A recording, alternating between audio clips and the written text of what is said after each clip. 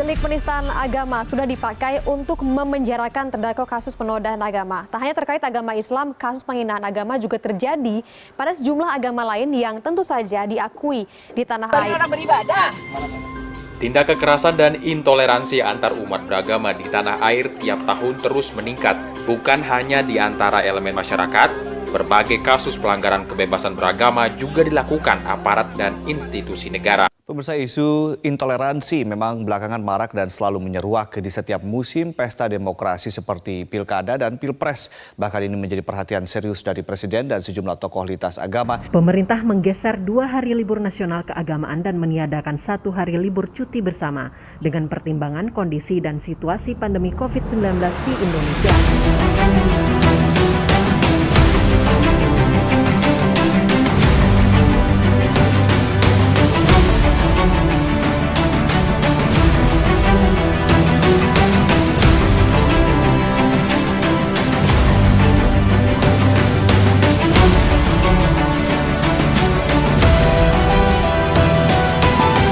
Kembali lagi dengan kita di Perkedel, perdebatan kecil dengan Bayu, Mia, Nadia.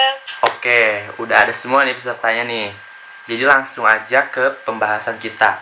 Kira-kira ada yang punya pendapat nggak sih tentang toleransi di Indonesia itu bagaimana? Menurut saya kondisi toleransi di Indonesia ini masih sangat minim ya. Kayak banyak oknum-oknum lah istilahnya yang masih begitulah, kurang menghargai ya. kayak Kurang menghargai. ada domba gitu kan. Mia, kalau pendapat Mia bagaimana nih? Mia Ayam. Menurut aku sih diem aku Baik juga. Ayo cepetan. Mana ini si Mia? Lanjutin Mia, ulangi. Agak sih bentar ulangi dulu. Jigana iya si Mia neangan jawaban heula di Google ya. Diem. Ya menurut aku sih sama, toleransi di Indonesia itu masih kurang. Kayak ada kelompok mayoritas sama minoritas gitu.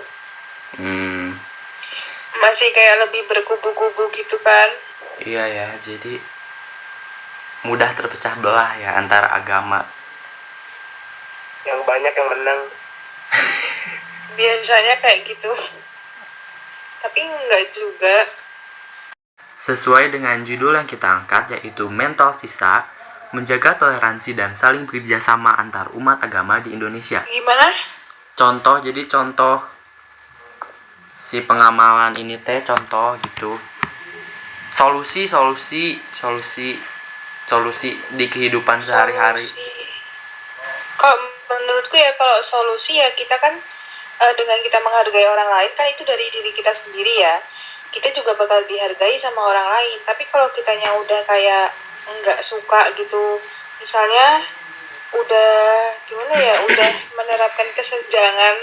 Kalau misalnya nih punya temen yang kita udah beda agama, terus agak jaga jarak, itu sama aja kayak sedikit tidak menghormati. Jadi kayak nggak menerima gitu loh. Ya, jadi intinya untuk menjaga toleransi dan kerjasama antar umat di Indonesia tentunya mengatasi kasus-kasus yang tadi sudah ditayangkan di awal video.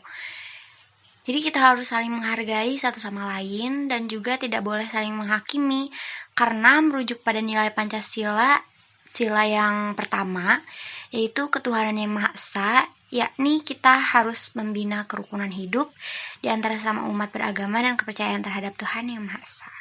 Oke, cukup dari kita Perkedel. See you next time di Kumpul Kecil. Dadah semua.